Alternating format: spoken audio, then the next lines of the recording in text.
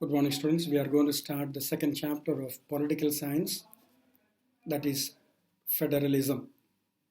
I hope and trust that you have completed the first chapter assignments, and if at all you find any problems, we'll discuss later. Again, I request you keep your textbook with you, and at the same time, I will forward an assignment sheet so that you can find out the answers. So the chapter is federalism. Let us define the term federalism.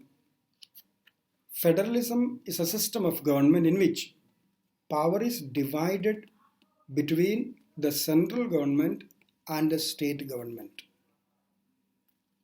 Federalism is a system of government in which the power is divided between the center and the state or the provinces.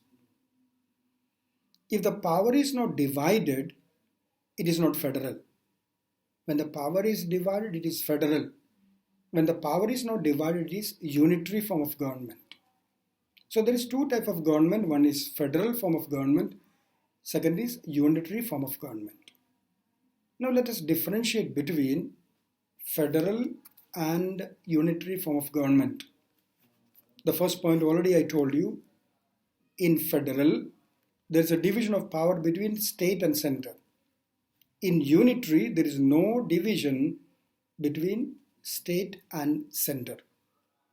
The second point, the central government can pass some orders on the state and the local government under unitary. But in federal, the central government cannot pass any order. The third point, the state government has power of its own in federal. There is no power of its own in unitary. So these are the three differences between federal and unitary form of government. Next question, what are the major features of a federation or a federalism? I would like to give you 6 features of federalism. First point, there are 2 or more levels of the government. So in federation, there must be minimum 2 levels or more than that. In India, we have 3 levels, the central government, the state government, and the local government. But in federation, there must be minimum 2, division of power between the center and the state. Second point, different levels of government govern the same citizen. There are 3 levels of government in India. All the 3 levels are governing the same citizen. We all are under the 3 levels of government at the same time. We are under central government, we are under state government, we are under municipal corporation. The third point, the jurisdiction of all the 3 levels are specified in the Constitution. Please understand that the function of all the 3 levels are specifically mentioned in the Constitution. There is no confusion about it. We are all governed by the same 3 levels, but the function of the 3 levels are mentioned in the Constitution. Next point, the provisions of the Constitution cannot be changed by any one level of government. Any one level cannot change the provisions of the Constitution.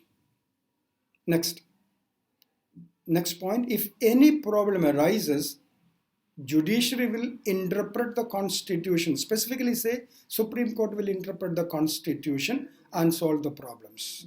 If at all, if anybody faces any problem, the government or the people, judiciary is there to solve the problems.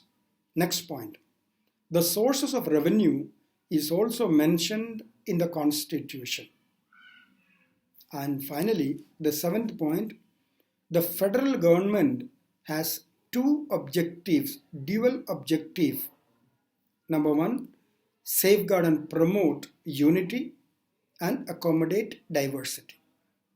So what are the dual objectives of a federation? Safeguard and promote unity and accommodate social diversity. Let's proceed to another. There are two kinds of federations. One is called the coming together federation. Second is called holding together federation. Let us discuss one by one. What is coming together federation? All the independent states are coming together on their own without any physical force and form a big government. All the independent states are coming together on their own and form a bigger country, bigger unit. For example, USA, Australia, these are coming to the federation. All the states came together on their own without any force and they formed a big country. America, Australia. What are the two features of coming together federation? All the states' government are having equal power. Second, the central government and state government also have equal powers. Let's come to the holding together federation. Holding together federation is defined that a big country decide to divide its power between different states. A big country decide to divide its power between different states. For example, India, Spain, both are holding together federation. And what are the two features of the holding together federation? First point, all the states in the government, in this union, are not having equal power. Second, the central government is having more power than the state government. I hope you understand the difference between holding together and coming together federation. Normally a question appears in the question paper, differentiate between coming together federation and holding together federation. You need to define it, you need to give example, and you need to give the two features of each. The next section, what makes India a federal country? I hope you know that India is a federal country. And what makes India a federal country? Our constitution clearly provided threefold division of power between center and the state. How the power is divided between center and the state is a question. The constitution clearly suggests the division of power between the center and the state. So I'm going to discuss that. First is the union list. The union list consisted of 100 subjects, 100 department. Earlier it was 97, now it is 100. And these 100 subjects are of national importance. For example, foreign affairs, banking, communications, defense, etc. And the central government is only allowed to take decisions. This is called union list. Second is the state list. State list consisted of 61 subjects of local importance. For example, police, trade, commerce, agriculture, etc. And the state government is taking all major decisions. The third is a concurrent list. It consisted of 52 departments or subjects of national and local importance. For example, education, forest, trade union, marriage, adoption, etc. Both central government and state government can take decisions regarding these subjects. If any dispute arises, central government's decision will prevail. I repeat, the union list, state list, concurrent list. Apart from these three lists, there is another one, it's called residuary powers. What is residuary powers? The subjects which are not figured in union, in state and in concurrent comes under residuary powers. Basically, it's related to computer-related subjects. When the Constitution of India was prepared, these subjects were not there, so we make another list, residuary powers. And it's of course, the central government will take decisions regarding these subjects. We turn to the next section of the chapter, that is called How Federalism is Practiced. Federalism is practiced in three ways. One is the linguistic state. What is the linguistic states? When India became independent, 1947, the boundaries of several states were reorganized and changed to accommodate language issues. But it was not complete. So recently they rearranged all the states according to the language. But some states were not organized on the basis of language. Those states were organized on the basis of culture, geography, and ethnic groups. These states are Nagaland, Uttarakhand, and Jharkhand, whereas all other state boundaries were changed to accommodate language issues. Second aspect is the language policy. Many ask the question, what is the national language of India? We normally say Hindi is the national language.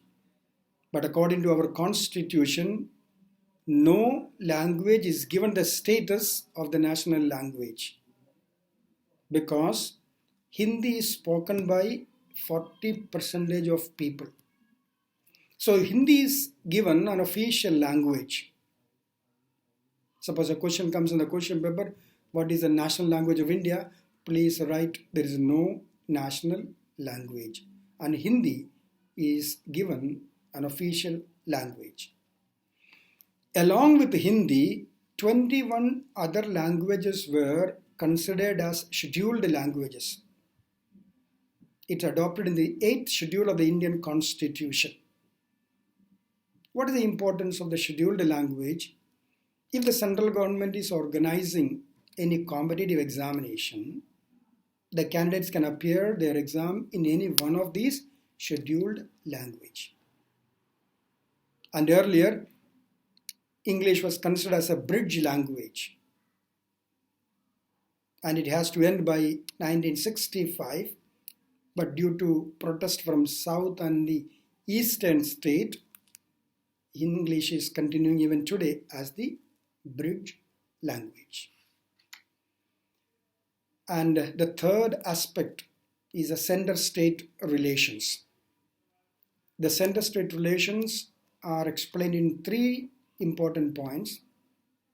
When India became independent, there was only one prominent political party in India, that was Indian National Congress, that ruled the state and the center. So there was perfect harmony.